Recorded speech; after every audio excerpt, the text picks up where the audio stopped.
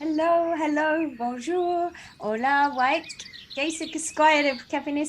hi everyone. Thank you so much for joining us. We'll just listen to a little bird song as we let this waterfall of beautiful people join in. Over 200 and rising with this second. So welcome so much. Yes, thanks Rosie for saying hello. Please use the chat, say hello, communicate with each other. I'm really sorry that we can't see each other in this webinar format. We are going back to workshops so we can see your happy faces. But you can use the reactions, which is the little smiley face at the bottom of your tab as well. Give us some love or claps or hellos to let us know you're here too. So my name's Jade. I'm part of the Outdoor Learning Store team.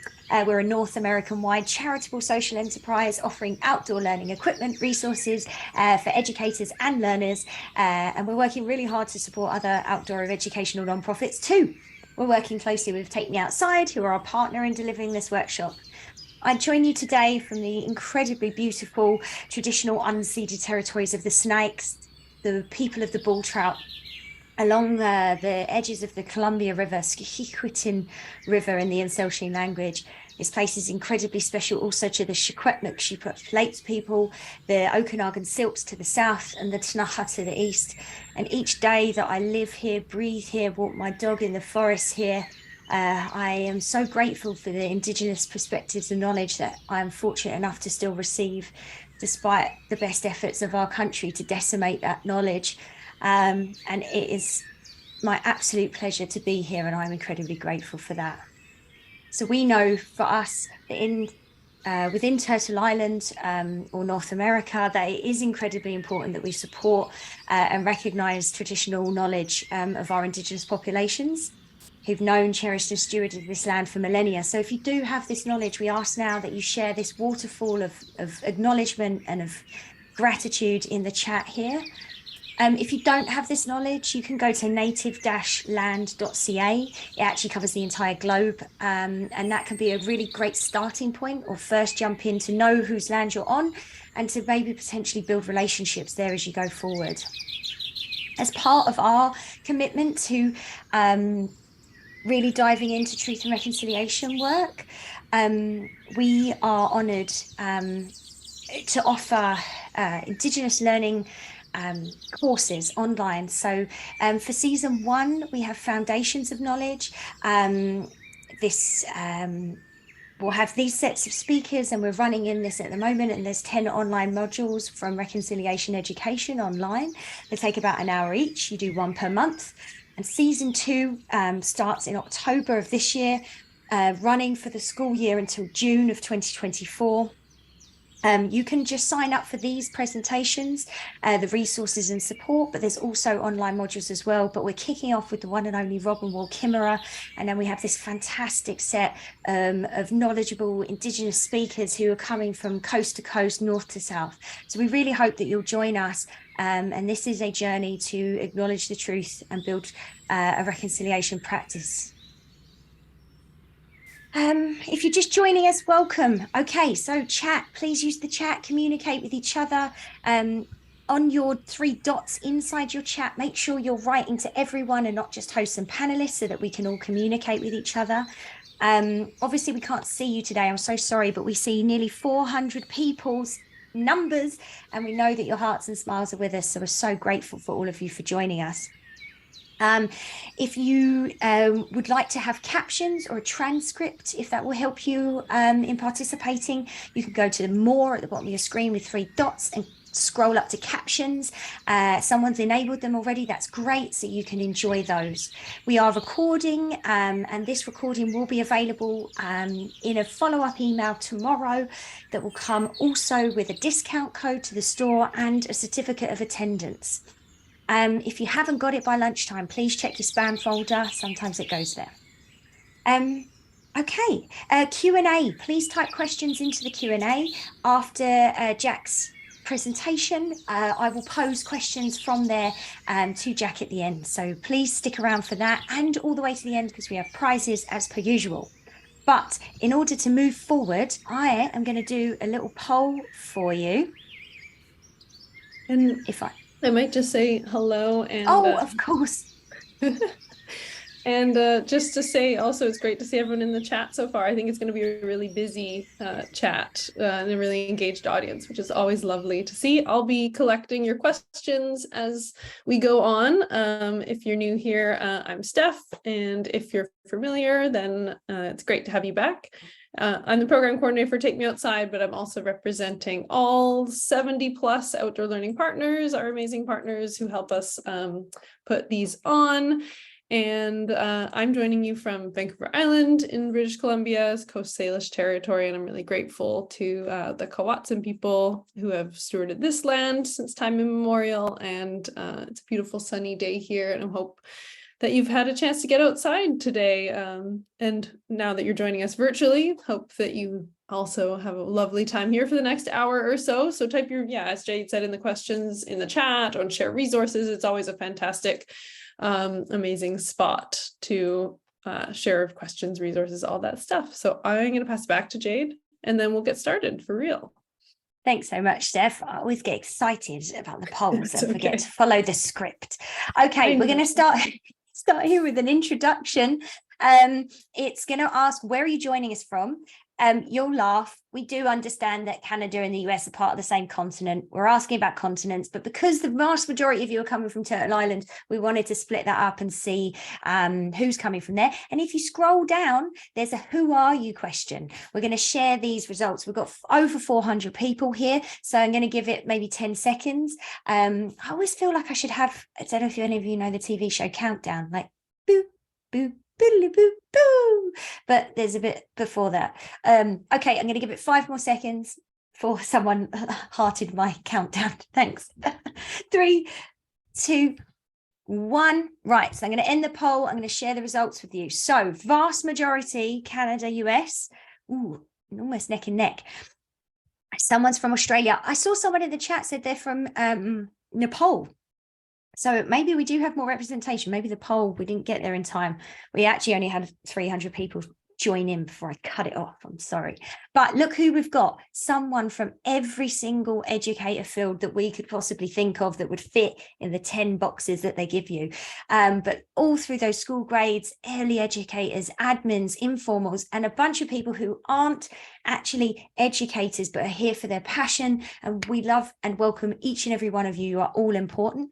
Okay. And then I've got one more question for you. And John Jack's going to think about it later, but what is your nature journaling experience? Are you engaging with it? No, not yet. You're new. Yes, I do it with students. Yes, I have my own nature journey practice. Or are you on board, fully committed, journaling in on your own and with the students, doing it all the time? Nature journal. I have to have 6 because I lose them and I have to like put them in rotation. But let's give it 5. Boo, boo, boodly boo, boo. Excellent. Okay, I'm ending the poll. I'm sharing the results. So just over half of us are here, just starting out on this journey. And my gosh, are you in for a treat? That's very exciting. And some of us are doing varying levels of nature journaling, but this gives us a lot of excitement as we roll through. Okay, there's just a couple more pieces of housekeeping as we go through. We couldn't do this work. Oh, I forgot to mention, it's National Indigenous History Month next month, June the 1st, in Canada. And we've collated 21, so there's 21 days leading up to National Indigenous Peoples Day in Canada, which is June 21st. We've collated 21 resources that are created, curated, or supported by Indigenous advisors within our groups or Indigenous creators within our partnerships. So please feel free to check those out. There's a daily social media post every day from June 1st, so you can dive in to learning a bit more about some of those resources. So grateful that people are honouring this knowledge. But we've got some amazing international partners that support the work we do. We've got a bunch of fantastic US partners doing phenomenal work. And we've got loads of Canadian partners. If you're looking for resources, support, programs, trainings, anything, we hope we've created a one-stop shop for you. You can go to outdoorlearningstore.com/partners, click and go to any of their resources from there. But now onto the main event. We're getting closer, everyone. You can breathe. I can breathe too. I'm very excited. This is I'm not just here for, for work. This is my passion, and I'm so excited that we get to have this opportunity and this new book that Jack has produced, How to Teach Nature Journey, with all these amazing assessments. And anyway, I'm sure Jack was going to share a little bit more about it. But as we roll on, Jack Muir Laws is a principal leader and innovator of the worldwide nature journaling movement. We've literally got the top honcho, everyone. Jack is a scientist, educator, author who helps people forge a deeper and more personal connection with nature through keeping illustrated nature journals and understanding science. So this work is intersecting science, art, and mindfulness, which I just think are three of the best things on earth. Jack's going to share about his new book, How to Teach Nature Journaling. It includes 31 hands-on activities to connect art, science, math, critical thinking, while encouraging students and mentors alike to recognise and record the wonder and beauty in the natural world. And with that, I'm going to stop my share and pass it over to you, Jack. Thank you so much.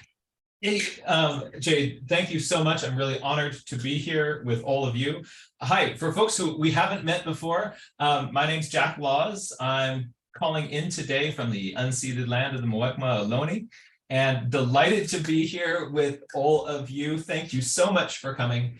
And today, so a little bit about me. In short, I'm a nature journaling evangelist. I'm all in on this nature journaling thing, and I want to share with you why. More than half of us are not currently keeping your own nature journals. And what I want, I've got basically 45 minutes to try to get you to think like, oh man, I think I want to do this. And I see the path of how I can get there. Not only that, I've got to start doing this with my kids and my students. This is a game changer, because I really believe this is an absolute mental game changer in how we do things. So, it's these ideas we're going to be looking at are not new, but there's a large worldwide community of nature journalers and nature journal educators, and we have gotten together in these little think tanks, and sort of we're figuring out, again, best practices to help this be something that we can use to engage our students, engage ourselves, and connect us more deeply with the natural world. If you don't have a journal in your hand, this is the best tool that we have to be able to kind of engage with the natural world.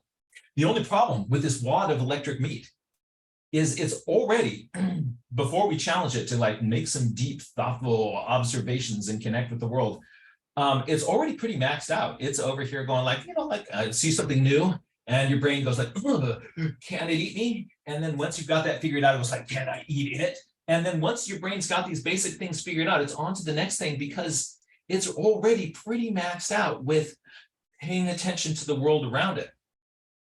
So now we're asking it to go even deeper.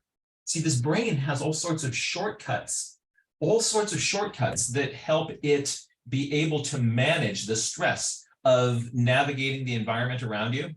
And a big part of that is that your brain has come up with strategies to say you don't need to worry about this, you don't need to worry about this. Before it even reaches your conscious level of attention, your brain is filtering out all of this wonder and all of this beauty before you even have a choice to go like I think I want to lean more into that. Your brain's like, no, that's not going to be relevant, that's not going to be relevant, that's not going to be relevant.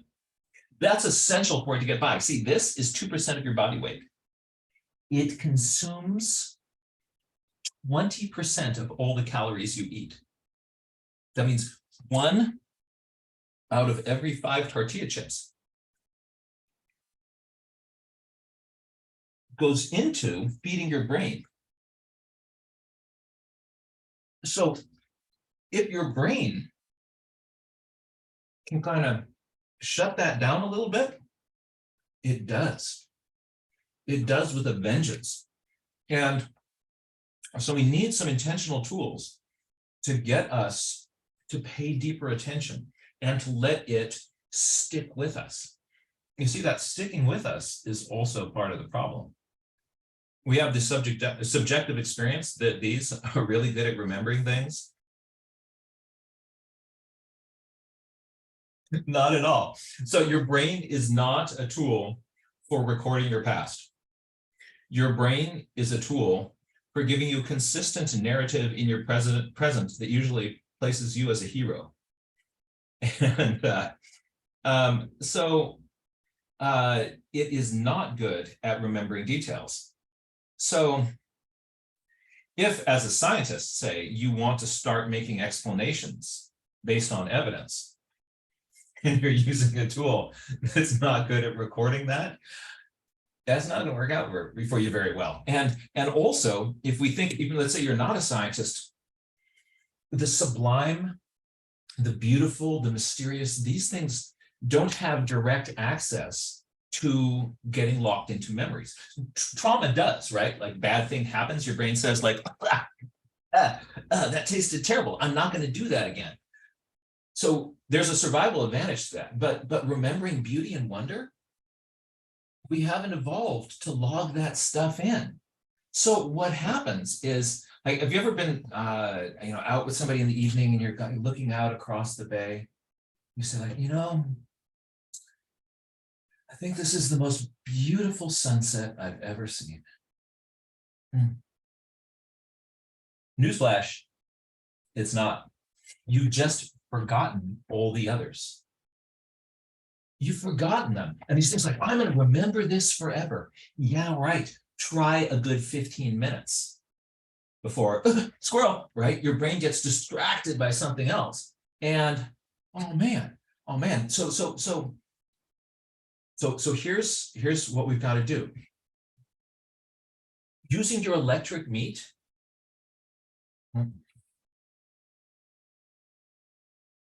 using your journal, this is what's going to work. You see this? This is your brain on paper. And what you're going to be doing is downloading into this everything that you can about your experience and your thoughts and your ideas. And this paper can hold much more than your wad of electric meat. And so what you're going to be doing is in many different sort of modes as you can, you're going to be trying to record things about your feelings, thoughts, your insights, your observations. All of that gets recorded into here. This is much better at holding stuff than your electric meat wad. In addition to that, when you get all this stuff down on paper, what you can then do is you can look down at your paper and you can notice the way that you're noticing. You can think about how you're thinking. In other words, we can do metacognition just by looking at our page in front of us. If I ask any of you to reflect right now on what you're thinking about and how you're thinking, it turns out that we can't really do it. Because the minute you start thinking about what you're thinking about, you're no longer thinking about what you're thinking about. You're now thinking about something. Ooh, right? So you're thinking like I'm now observing myself, and like that's kind of weird, but you're now no longer doing what you're doing. You can't do metacognition inside your head. You can't look at yourself looking. Whoa, so we cannot do metacognition, but we can if we download all that stuff to here, and then we can go like, how am I thinking? What am I not asking? Let's find out. Let's see what I am asking. Oh, I'm only asking what questions? What's that? What's that? What's that? I'm asking identification questions. What if there's a different kind of question I can ask? Well, that's the power of this journal. It's going to both help you be present, it's going to help you observe, and it's going to help you be able to remember those things, and it's going to help you make connections between all these different things around you. So this sort of large community of nature journaling educators has been kind of working at like, what would best practices look like in this? We actually have this wonderful online team that you can be a part of if you want to.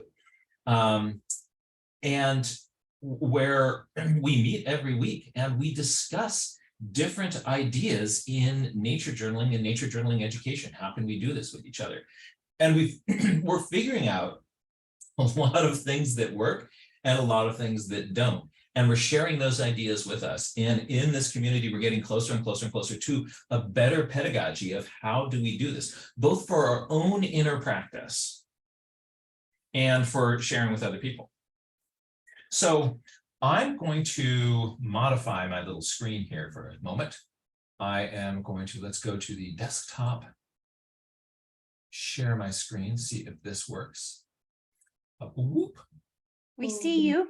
Ah, hi. Hi. Oh, how fancy. You've got double screen. Oh, and isn't this high tech? You are high tech. And by the way, absolutely hilarious. I knew it because from watching previous videos, but how excellent. I shall let just you think continue. how much fun we could have if we could all kind of get together. You were mentioning having a party through outdoor learning. I think that that's a really, really good idea, and I would love to partake in that.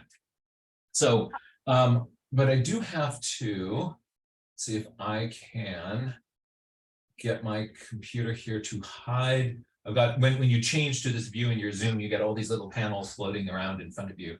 And I am going to hide some of those so I'm less distracted by them. By the way, in this view, I can't read anything in the chat. So, but folks will be watching the chat to be able to communicate with me like, hey, somebody's asking this. And so I'd love to hear from you. But this is the idea of this is a very, very short introduction to something that is really, really large, but I hope to help you kind of see kind of how you can get there from here, right? So my first big thing is like, what is this nature journaling all about? And there are, the way I think about this is that there are two triads, and these are going to interlock. And the way that they do is what kind of functionally nature journaling is all about. And the first one is all about kind of the what of what we might be kind of engaging with. And one of those is our observations, the questions that we ask, and the connections that we can make between things. So the way, kind of the shorthand we have of remembering this is I notice, observation. I wonder, curiosity. It reminds me of, that is connection. And when you are observing or when you're asking questions and when you're making connections with things, in each one of those modes, your brain is acting in a different way. So when you're kind of like, what is this like? How's it different than that? That brain functioning is fundamentally different than like, I'm going to notice this, I'm going to notice this. So when you're going out and you're collecting things, right? And what can you know from this? When you're asking questions, you're going like, what don't I know? What don't I understand? And intentionally going into that. When you're making connections, you're like, how is this like these other sorts of things? And what I'm essentially doing when I'm nature journaling is I notice, make an observation. If you see something, sketch something, right? Or put it down with words. And I'm getting these observations from out here and I'm collecting them on my paper. And then after a while, I look down and I go like, oh, wow, I've got a whole bunch of observations, but I'm not really asking questions. Ooh, metacognition, right? I can look down and go like, there aren't any questions on that page. You're not asking questions. And just because I know my brain will do more interesting things if I get curious. By the way, when you get curious, this gets a big slosh of dopamine. That kind of lean in thing. That's dopamine that you get when you're curious. That's a dopamine mediated response. And what you, in the presence of that neurotransmitter, your brain is able to stick with a phenomenon longer. It helps your attention, it helps your focus and your memory. So if you can get yourself curious about something, whoop, you get a little squirt of your neurotransmitter, and then that gets to cook in there with your your brain cells for everything else you're doing for the next half hour or so. I mean, this is great. So go get yourself curious. So I look down and go, I'm not asking questions. Huh, I wonder what will happen to my brain if I do. So I start thinking to myself like, who, what, where, when, how, why. I start intentionally asking questions because I can see that I'm not doing that yet. And once those get going, those sometimes motivate me to like, oh, I asked a question about this. Then I'm going to go, I'm going to make observations about that thing. So sometimes the observations that I make can stimulate questions, and then those questions can start stimulating me to make observations. So these things are kind of interlocking into each other. And then we're going to throw this whole other thing into the mix. And this other thing is to intentionally look for relationships between things. So I'm not just like I'm collecting things. I'm getting my brain to separate and to chunk things. These are like this. These are like this. These are not like this. I mean, how are these things similar or different? And what we call this is this idea of, what does this remind me of? Right? And this can be as playful, as poetic, as cultural, as scientific as you are feeling in the moment. So if there's anything kind of hooked onto one of your little neurons that says like, this is kind of like that, right? Pay attention to that. Like, why? Well, that's interesting. This reminds me of Papooses, right? Why? I wonder why that is. But I'm going to write that down. There's a little connection there, right? This reminds me of the kind of camouflage pattern that I see on fish, right? I wonder why that is. All right, I'm going to write that down. So these three ideas, I notice, I wonder, it reminds me of, that's one little triad that's essential to nature journaling. And not just to nature journaling, it's essential to anything else you want to do. You're reading a book, right? And you're having a discussion with that about your class. You say, so what did this remind you of? What did you notice? And what questions do you have about this? Just start people making observations. So what did you notice? What's going on here? Oh yeah, interesting. What else? What else can we see? Interesting. What else can we see? So those are all observations. So what does that make you wonder about? Like, what is that? What kind of questions come up for you? And so you can do this with literature. You can do this with history. You can do this with anything around you. Here, I'm choosing to do it with a natural phenomenon that's sitting in front of me. And I get these three different things kind of cooking around in my brain. Ooh, big fun. But wait, there's more. Because that's one triad. The other triad is more about the how. How do I get this down in my journal? And what we found is there are three really useful languages. Three really useful languages. And these are, I can draw pictures and make diagrams and maps, so visual things. I can use words in any language, and spelling doesn't matter. And by the way, with the pictures, pretty picture doesn't matter. Right, so this is not all about something for people who make pretty pictures. All right, if you get a pretty picture, that's great. If not, that's great. We want to use pictures though, because when you're using pictures, your visual cortex is having a party. When you're using words, your prefrontal cortex is having a party. Actually, your brain is having a party all over the place with all these things. So it's not just hyper-localized in these things. But there's kind of a bunch of neurons in your prefrontal cortex that are going, when you're using words. Visual cortex. Turns out when we use numbers, there's a strip up the side that kind of gets more blood flow in fMRIs. And it appears that by intentionally using words and pictures and numbers, the different regions of our brain are coming together and kind of having a party. So you get to play with these different parts of your brain. So I notice, I wonder, it reminds me of words, pictures, numbers. Everybody do this with your two hands, 3 and 3. Now what I want you to do is turn one of them and lock them together. All right, so you're putting those together, and then you're going to take that triad and stick it down onto your book. That's what you're putting down on the pages of your book. So I notice, I wonder, it reminds me of recorded with words, pictures, and numbers. That's what nature journaling is about. And it's fun. It's going to stretch your brain. It's going to improve your memory. And it allows us to do this metacognitive reflection that is otherwise impossible for our little wad of electric meat to do just on its own. If you say you walk out in the forest and there's something in front of you, you're like, okay, I'm going to really look hard at this. Right? So you start staring and it's staring back, right? And then you try to look harder and harder. What quickly happens is your brain goes, well, you know what, for my survival, I don't need to work this hard. Right? So you keep on staring, and what I'm going to do is take some shortcuts. And what your brain does is it goes into a rumination loop. It just starts noticing a few things about it. It says, like, I noticed this and this and this, A, B, and C. And then it just feeds those back to you. And again, like, and guess what else? I noticed A, B, and C. And if you look really hard, you'll notice A, B, and C. And you have the subjective experience of going like, wow, I'm really looking hard at this. I'm really soaking this in. But your brain's going like, did you know A, B, and guess what? Oh, there's C. And it just does that again. So you get in this rumination loop. They do these experiments where they put people in front of artwork and they have them look at it and like really study this thing. And very quickly, people just start kind of going like, they start noticing the same things again and again and again. That's where their eyes go. But they have the subjective experience of, I'm really taking this all in. Isn't that weird? I mean, this is clever. Right. So, and what we're also finding is that the barrier to entry on this is really, really low.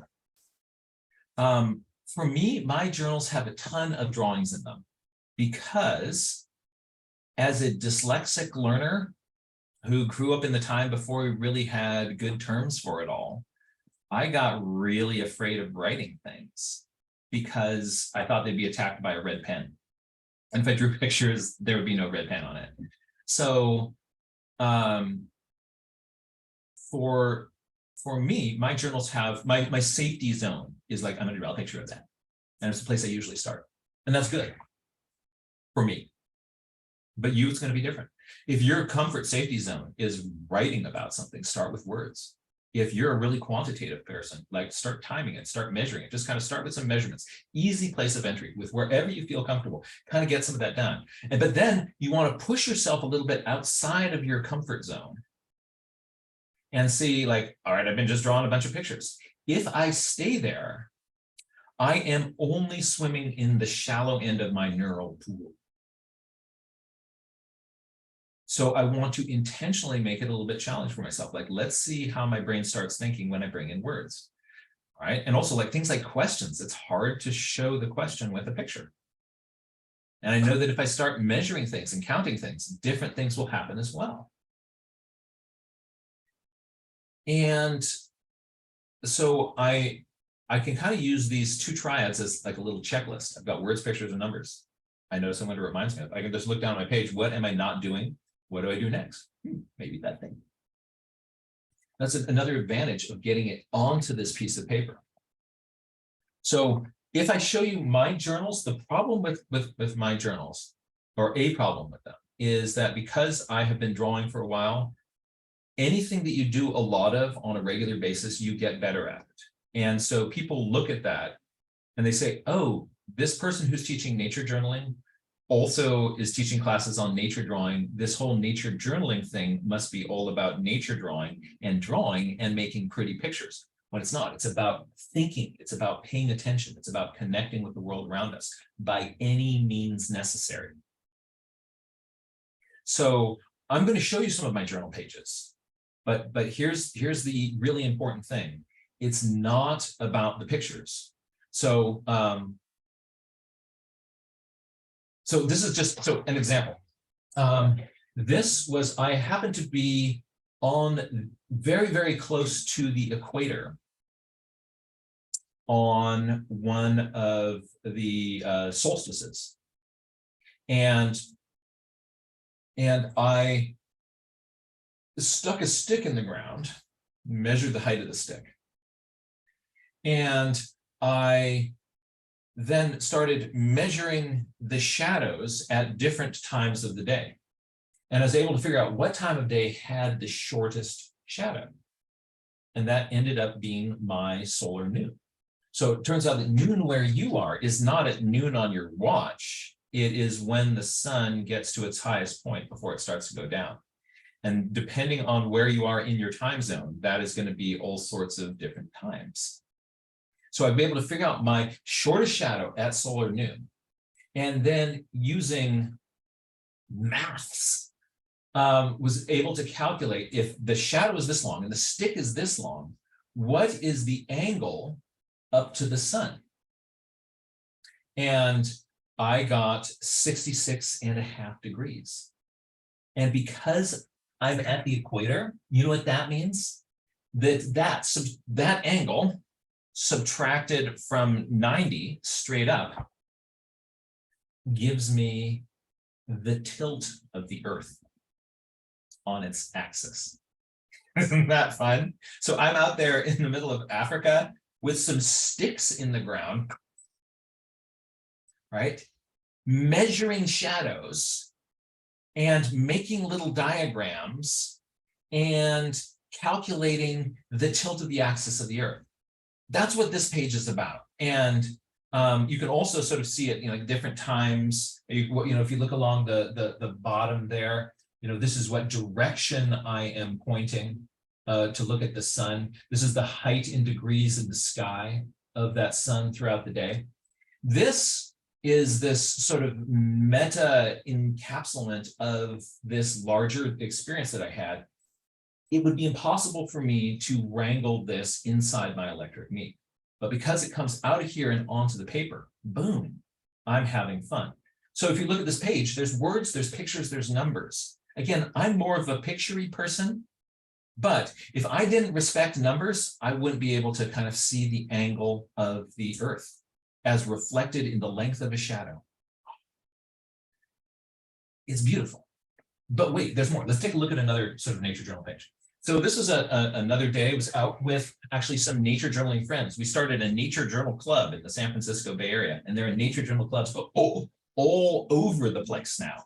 I'll tell you more about that in a moment. But you see what we've got here is we're looking at some different birds.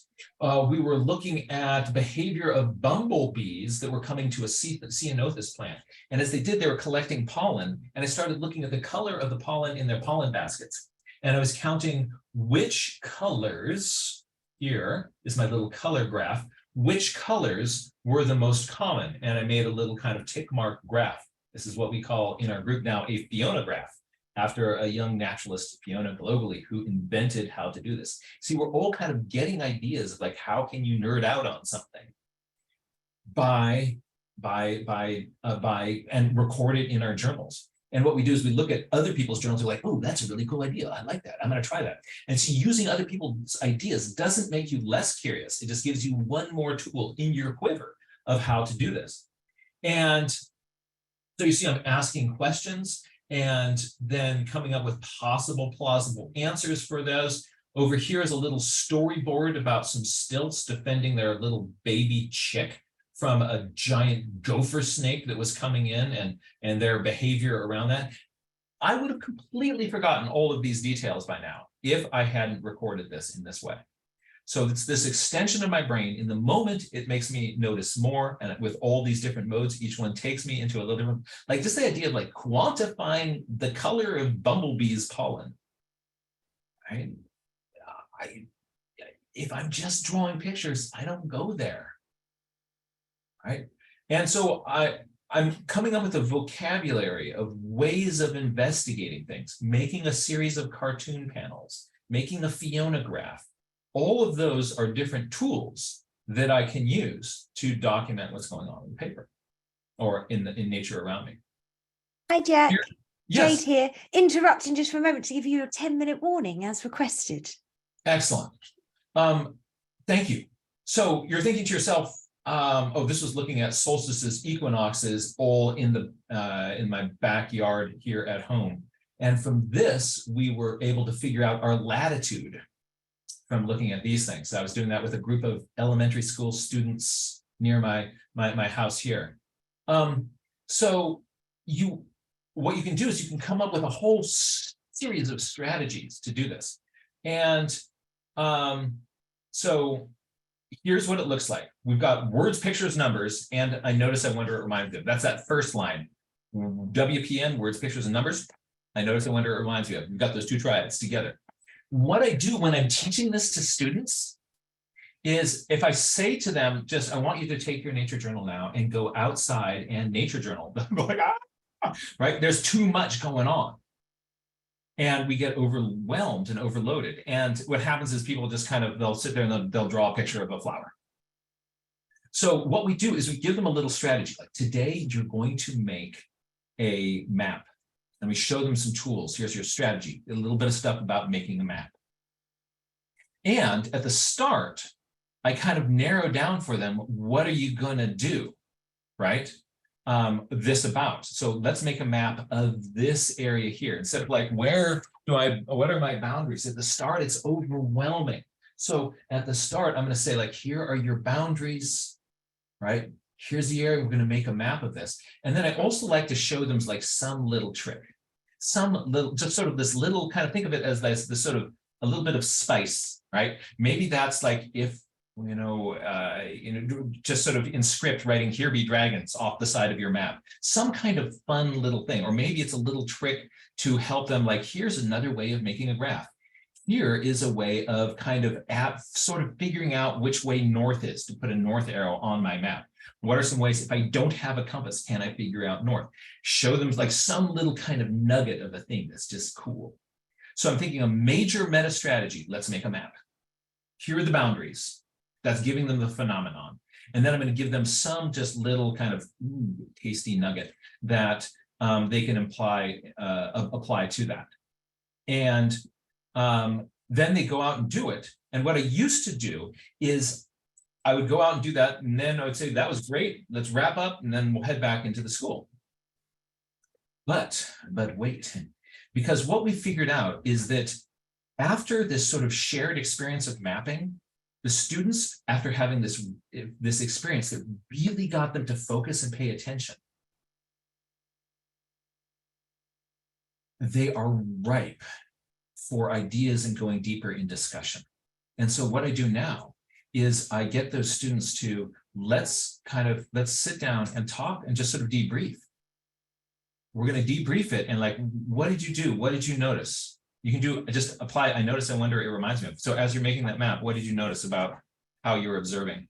What did that remind you of? What do you kind of wonder about that? So you can do a little I notice, I wonder, it reminded me of discussion with that. Or if you are, if you notice some cool patterns, like, why do you think that those sort of zones of things appeared at different distances from the creek? What do you think is going on with that?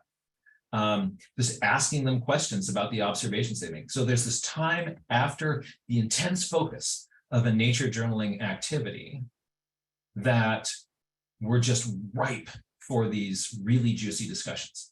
And what we're finding is just, it's huge to take advantage of that. And the final little piece of this is that we've come up with some strategies for giving students feedback on their journals. And this is really interesting, because if a student shows you some drawings that they do, the most natural thing to come out of your mouth is like, oh, that's gorgeous. What a beautiful picture. We jump to the picture and say something about the picture. What a nice picture, because we're trained. A kid shows you a drawing, tell them it's a nice drawing. And here's a couple of things. At the start, we're telling them it's not about the pretty picture. And then they do this journaling activity and they come back and they show it to you and you're like, oh, wow, good job. What a pretty picture. And they're thinking to themselves like, oh, I thought you said it wasn't about the pretty picture. So this was really about the pretty picture all along? Oh, thank you. This was another grown-up trick, wasn't it? You got me this time, but see if you get me again. So what we've also practiced is how to give feedback that supports the major things which we're working on. So if we're telling, we want people to make observations, we give feedback, we notice the observations that they make. We're telling them to ask questions. We can talk about those questions or ask another question about their questions, or just say, wow, that's a really interesting question. I have never thought of that question before in my entire life. And what an interesting, it reminds me of connection. You also can just use the I notice, I wonder, it reminds me of triad with their page. You look down at their page of notes. What do you notice about it? Oh, like, oh, I noticed that you noticed this. Good noticing, right? You know what that reminds me of? When I was a kid, I saw the same, whatever it is, you're just doing an I notice, I wonder, it reminds me of, with the phenomenon that they've documented and recorded. And you're then supporting them for doing the activities that you're telling them that you wanted them to do. This is huge. And it takes practice, because it's super easy to go, oh, honey, that's gorgeous. What a pretty picture. That's the most beautiful flower I've ever seen, right? And that's our default mode. But these other kinds of feedback promote a growth mindset in our students. When I'm saying, that's a pretty picture, you're such a good artist, those are fixed mindset statements. And if I'm giving them feedback about these sort of phenomenon and engaging with them and talking about these sorts of elements, I'm promoting a growth mindset in my learners and reinforcing that in my own brain. Because even if we teach students all day long about growth mindset, we still in the back of our heads have these little kind of fixed mindset demons lurking there, waiting to come out. So it helps us kind of smack those down in our head. You're thinking like, wow, this sounds kind of cool. I wonder how I might take this a little bit further and get involved with this myself. Well, you come to the right place, because here are a bunch of resources that you can do. So first of all, you're wondering how to teach the nature of journaling. I wrote a book with Emily Lagren, an amazing educator, called How to Teach Nature Journaling. So how do you teach nature journaling? There's a book called How to Teach Nature Journaling. Now you're thinking, well, this is kind of just kind of pushing your book. Yes, I am, because we put our best ideas in there, but this isn't a limited time offer. From the moment that we produced the book has been available as a free download to anyone, anywhere in the world who wants it. And that includes you. So if you would like to get a free download of this book, you can. And there's one version that's good for printing out. There's another version that's good for looking at online. And I'll show you where to get that in just a moment. You can also buy the book, because maybe you don't like looking through a bunch of Xeroxes and things, or looking at things online. But there's a whole book that's about this idea and we've got a bunch of activities with little scripts. And the scripts aren't there so that you're supposed to read all these things out. They're just, sometimes it's helpful to kind of hear how somebody else might say that. It's also, you ever notice that it's really helps you teach an activity if you see somebody else lead it?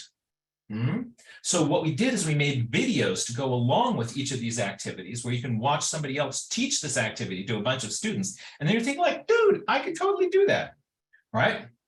I'm going to jump over to my webpage, and let's do that right now. Here is my webpage. So this is johnmuirlaws.com. And if you go here, if you go to the Naturalist store here, that's where you can find the free book, How to Teach Nature Journaling. But wait, there's more, because here's another cool thing. This is the Nature Journal Connection over here. This little waxwing is the Nature Journal Connection. And what this is a series of 40 short 10 to 15 minute videos on, if you kind of take them one at a time, it builds up a whole set of nature journaling skills that you can teach to, look, I can poke out from the side here. Let's see. All right. So look, in there, all right, oops, no, sorry, in there, yes, right there. So those are a whole bunch of nature journaling activities. And what you can do is there's enough of them that a classroom teacher could show one of them to their students every week during a school year, right? And so there's 40 of them. So you can share those with your students, and they give a little project to do. So if you're wondering, like, how might I teach this? You can show one of those videos. They've got a little better production value than most of the stuff that I put out, because I kind of tend to make a lot of material, right? And then you can go do that project, and they kind of build up and end up with, oh yeah, stewardship. So how do we fall in love with this planet and start taking care of it? So that is the Nature Journal Connection, but there's a whole bunch of other resources that are really, really neat. So we also have, boom, over here, the Nature Journal Educators Workshop. So that is through a new nonprofit organization, which we started, the Wild Wonder Foundation, to help promote nature journaling worldwide. We have a workshop for educators, June 9, 10th. It's an online event. You can come join us, and it'll be a lot of fun. And you'll learn all sorts of strategies and get chances to practice a bunch of these things and discuss them with other educators. There's also, let's go back here. So how do you sign up from this? You go to my website, you click on that, and boom, there you are. There is the Nature Journal Educators Forum. So I'm going to go to my calendar of events here. And I'm going to start moving this over. It's just become, the Educator Forum has just become a program of the Wild Wonder Foundation. So Here is a recent one which we did on bias and discrimination. Here we are today. I'm gonna move back a month, and you can see that the topics which we're discussing in these are really, really interesting. I'm going to be gone most of the summer, but there's an amazing team of people who will be continuing these. So these are all live conversations between some of the most amazing educators you want to meet. You got to get in here with these folks. Some of the best conversations we're having about nature journaling and kind of education that I'm seeing right now are happening in these live educator forums. Totally fun, really, really fun. I usually end up at the end of this, just my head buzzing, and I have to write down, I'll sketch note a whole bunch of ideas. So there are these conversations. You can also, there are communities that you can connect with. There's the Educators Forum, that's on Wednesdays at noon Pacific time. Those are also recorded and shared so you can see archives of all these old discussions. We have the Nature Journal Club, which is a Facebook group, and How to Teach Nature Journaling, another Facebook group, where people are sharing nature journaling projects that they're doing, asking questions of each other, so you can connect with those. There is also the Wild Wonder Foundation. The Wild Wonder Foundation, let's go there. So this is a new nonprofit organization dedicated to connecting people with the natural world through nature journaling. And so you can find more about that. We've got our educator conference. We also have a week-long nature journaling conference. So it's not designed specifically for educators. So these are two different things. There's the educator workshop, and then there's this nature journaling conference. If you want to just immerse yourself and do a deep dive in this and to sort of start swimming in it and connect with other people. The more we connect with other people, the more it helps us be able to do these sorts of things. And then my own website, which is johnmuirlaws.com. Well, you saw kind of a glimpse of that here. I'm just going to go home on it. But if you kind of take a look here, there's a ton of resources about the conferences, about our Wild Wonder Foundation. You can find here resources for educators, how to find a nature journal club near you, how to start a nature journal club near you. I also teach, I've got recordings of hundreds of lessons and workshops that I've taught on different nature drawing and journaling topics. And so if you go here, you can find there's a whole bunch of stuff. So all these resources are here to help you as educators be able to do this. A couple of things. In wrapping up, this is a mind-blowing process.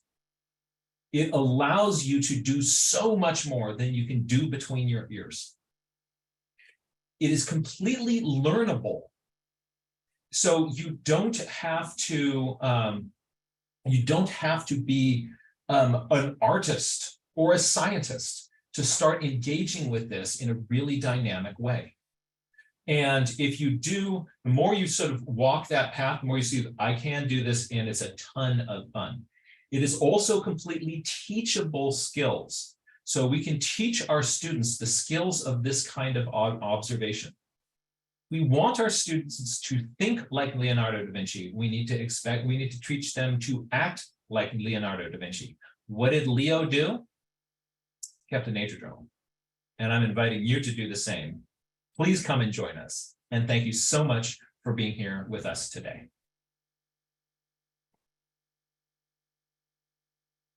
Amazing. Thank you so much, Jack. My goodness. Well, we have 30 odd pages of questions. So without further ado, I'm going to dive in, but you can see from all the reactions, and the chat is absolutely going off. People are sharing and connecting, and this is what this is about. This is about community. So thank you so much. But I'm going to dive in. We're going to do 5 minutes as questions. We're going to do a soft close on the hour and do the prizes and the giveaways, because hopefully, and Jack, if you're able to stay for just like 10 minutes extra, we can. Unfortunately, at the end of this, I do need to bounce because I actually am teaching another class in just a moment. My gosh, he's a busy man. Okay, let's do a couple of questions. But let's do some questions. And if you want to ask me more questions, every week, actually, so during the summer, I'm gone for most of the summer. But for most of the year, every week, I've got 2 live classes where we demonstrate things or have these interactive discussions. You're invited to join us on those. And the ones where I'm teaching things, the last half of it is just people are asking questions and sharing stuff. And it is sort of one-on-one as much as we can do that sort of Zoom style. And you're invited to come play with us. Amazing. And also those conferences, right? Lots of opportunity to connect further. Yes, okay. absolutely. Loads of people asked about doing nature journey with young children, 4 to 5 year olds. Do you just have them draw pictures? Are there examples in your book? I need to know, I've done this before with older kids, but I need to know how to model and encourage for like kindergarten to grade 3. Yeah. So one of the first things we can do is get the materials and the supplies out there and easily accessible. And we're learning our hand-eye coordination. And what you can do is you want to, as students are doing it, it really helps to engage in kind of, be up there with them and engage in a really sort of dynamic discussion. Like, what do you notice? Like, do that. I notice, I wonder, it reminds me, I'm kind of live with them. Like, what else do you see? Can we put that on our paper? I know when they draw something with the really young ones, I love the approach of, tell me about this. Tell me more about it. What else do you see? And they'll kind of like, oh, all these little things about it. And you're like, and are there any things for real young ones, if you want to help them engage with words, you can say, like, so tell me about it. Are there any questions that you have, or other things about this that we want to write down? And then you can help them write those down. You can either help them write it directly on the page, or sometimes people will use Post-its and put those on the page, or you can write them on the back of the page or another page in the journal. And those really work for young people. Another thing that's really important for the young people is to see you doing it yourself. They may not listen to anything we say, but they watch everything we do. And so if you're modeling this and you're like, oh my gosh, what an amazing spider, gotta get my journal, right? And they're saying, like, and you're seeing you kind of like, I wonder why. And they see you regularly asking questions and making connections and making observations. It just normalizes this. Another thing that really helps is to do this. And this is one advantage, a huge advantage for homeschool groups, is because you're doing things intergenerationally. And sometimes there's a disconnect when the youngsters see the adult doing it. But when they see the older kid who's a peer, or more of a peer, but there's still the person who they aspire to be, and they can kind of see themselves being that person leaning into it and doing it. That's really, really powerful and effective. And what we're doing in our feedback that we're giving the kids, again, it's not about pretty picture. We're going with, like, tell me what you notice. What else do you notice? What do you notice? And then we're giving feedback about, like, those are really, really interesting observations. I like how you're really precise and you use the word fuzzy in order to describe that. That's a really good descriptive word, right? Let's keep that in our word bank, or however you're doing it. You want to engage with those things around the observations, around the questions and the connections that they make. They love, oh, by the way, with those youngsters, when you get into it reminds me of, they're the boss of it reminds me of.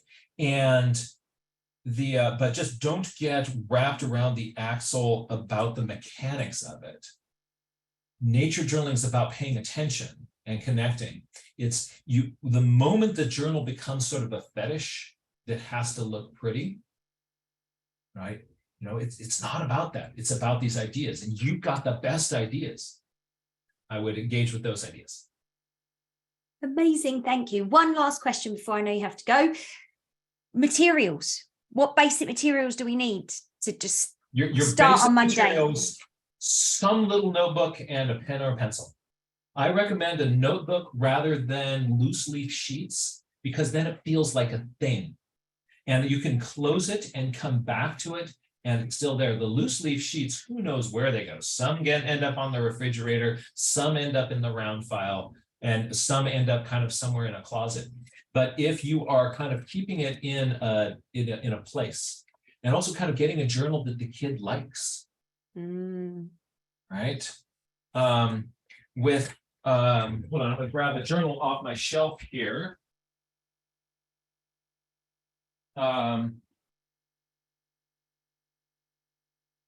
We have some Right in the Rain nature journals from Take Me Outside from the non-profit store there, and then get the kids to decorate them, you know. So stickers are fun,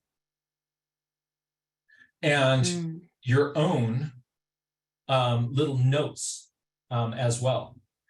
That's really, really fun. So you can actually put some of your journals notes on the outside of your journals, and then those are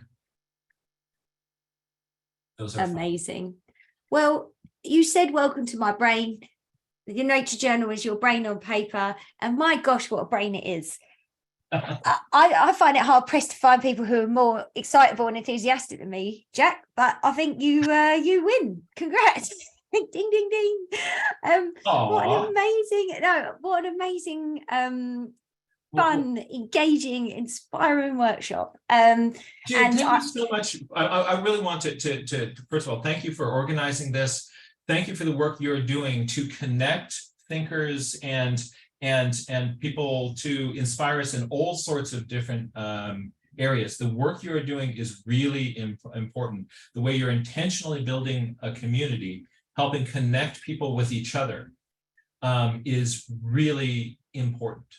The more that we in this community of people who are motivated to protect and preserve the world around us, the more that we kind of live in little silos and feel isolated from each other, we have no voice. But you're connecting us, allowing us to network, and that makes us a much more powerful voice for conservation and protection of this world, and inspiration for ourselves. Jade, thank you so much for what you're doing. It was a delight to be with you today.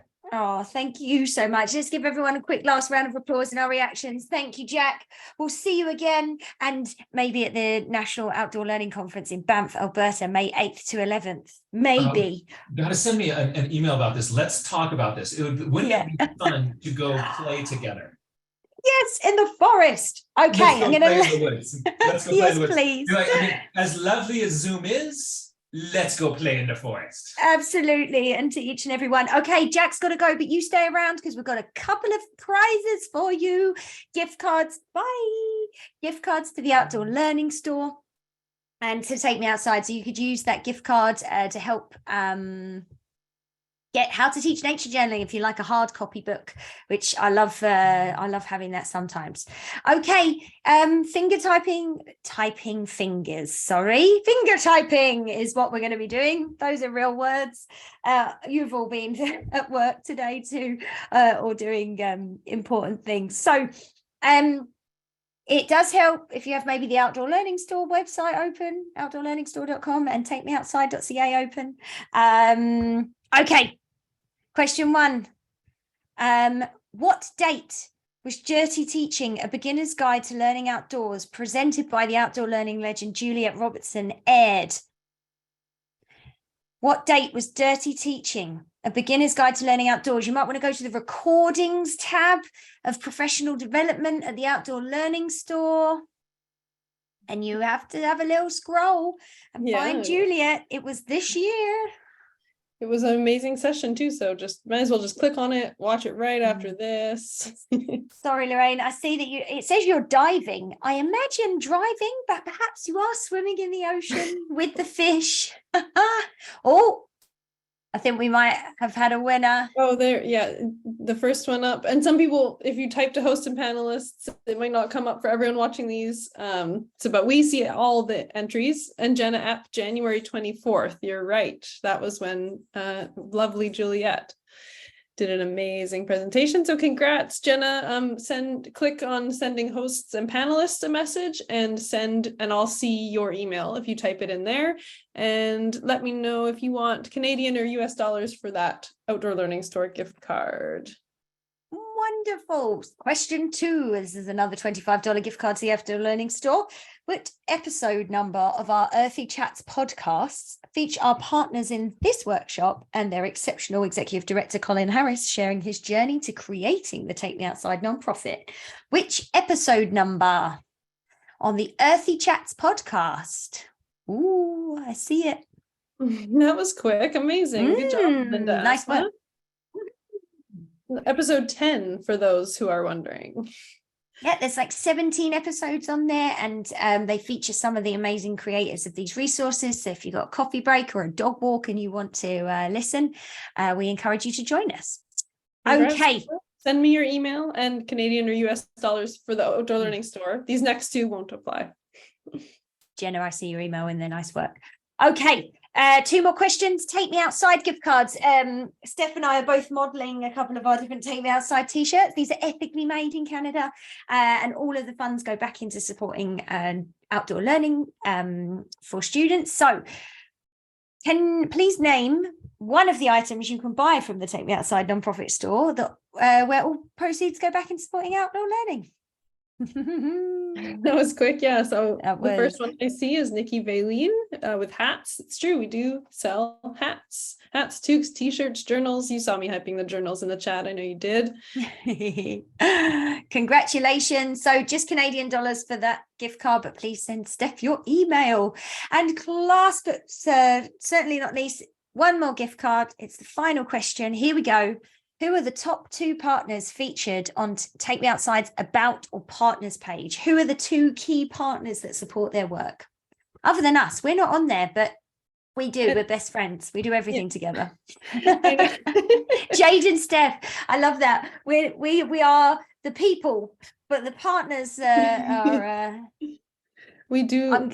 We are top 2 partners, but the top 2 partners featured on the Take Me Outside page, not the store. I can see some people on the store saying partners there, but there we go. Heidi Colburn-Meck and the POW Foundation, 2 amazing partners of ours. And the Outdoor Learning Store, we know that there are fantastic partners. Just right, yeah. I don't know if I should say that. No. We're all together always and supporting. There were so many questions. I'm sorry that Jack couldn't answer them. I'm telling you, we'll have him back for sure.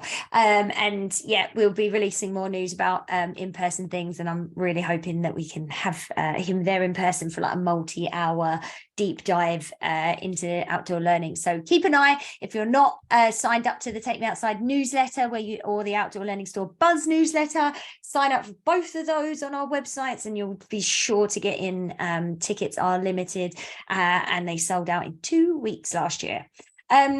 Thank you so much for joining us. You are fantastic. All the work you're doing is amazing. Wishing you the best evening, and we will see you again soon. We've got the last two more in the series, both celebrating Indigenous perspectives for National Indigenous History Month. June 6th, Walking Together, and June 15th. My brain can't remember what the date is. June 13th. Outdoor learning using Indigenous finger puppets, supported by Strong Nations. So thank you, everyone. Have a wonderful evening, afternoon, morning, wherever you are. Lim white. Good night.